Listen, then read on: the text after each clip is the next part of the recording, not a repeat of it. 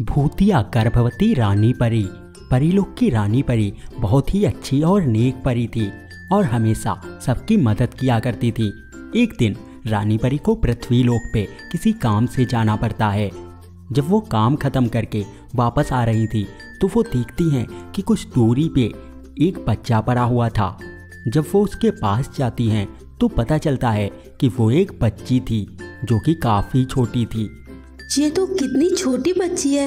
इतनी छोटी सी बच्ची को कौन यहाँ छोड़ सकता है? अगर ये ऐसे ही यहाँ पड़ी रही तो ये बीमार हो सकती है। मुझे लगता है मुझे इसे परीलोक लेकर जाना चाहिए। बाद में सोचूंगी आगे क्या करना है। ये सोचकर रानी परी उस छोटी सी बच्ची को परीलोक में लेकर आती हैं। रानी परी, आपने बिल्कुल सही किया जो आप इस बच्ची को यहाँ ले आई। पर अब इसका करना क्या है?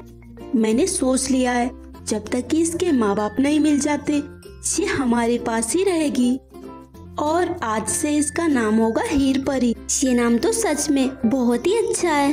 धीरे धीरे कुछ साल बीत जाते हैं और हीर परी 10 साल की हो चुकी थी, लेकिन अभी तक रानी परी को उसके माता पिता के बारे में कुछ भी पता नहीं चला था। एक दिन, हीर परी, अब हमें चलना चाहिए। तुम्हें भूख भी तो लगी होगी ना? माँ, मुझे भी भूख नहीं लगी है। वैसे क्या आप मेरे साथ खेलेंगी? पर मुझे भी बहुत काम है। अच्छा ठीक है, खेलूंगी। ये तो सच में कितनी प्यारी है। अब तो मैं यही चाहूंगी कि इसके माँ बाप ना मिले और ये हमेशा मेरे ही साथ रहे। इसी तरह से रानी परी हीर परी से बहुत ही प्यार करती थी और उसका काफ़ी ख्याल रखती थी। धीरे धीरे समय बीत रहा था। अचानक एक दिन रानी परी के महल में एक परी आती है। मुझे रानी परी से कुछ बात करनी है। पर रानी परी ऐसे ही किसी से नहीं मिलती। पर मैं अपनी बेटी को वापस ले जाने के लिए आई हूँ जिसे रानी परी ने रखा है। वो परी जाकर ये सारी बात रानी परी को बताती है। कहीं ये सच में हीर परी की असली माँ तो नहीं? अगर ऐसा हुआ तो ये तो हीर परी को ले जाएंगी। मैं ऐसा नहीं होने दे सकती। मुझे जाकर बात करनी होगी।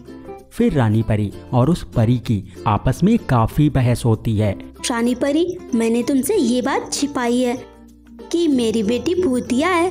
अगर तुम उसे अपने साथ रखोगी तो परीलोक पर बहुत ही बड़ा संकट आ सकता है और इसीलिए बेहतर होगा मैं उसे अपने साथ ही लेकर जाऊं। अंजाम चाहे जो भी हो, पर मैं हीर परी को नहीं जाने दे सकती।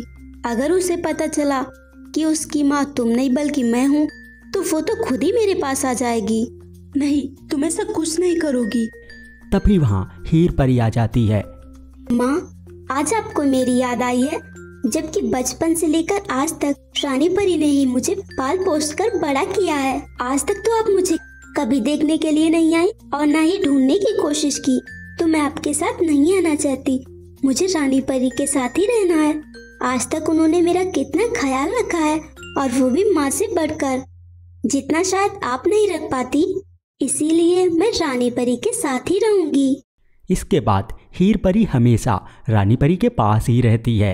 तो दोस्तों, आपको ये कहानी कैसी लगी हमें कमेंट करके बताइए और ऐसी और कहानियाँ देखने के लिए चैनल को सब्सक्राइब कर लीजिए। तब तक के लिए आप हमारे ये वाले वीडियो भी देखिए।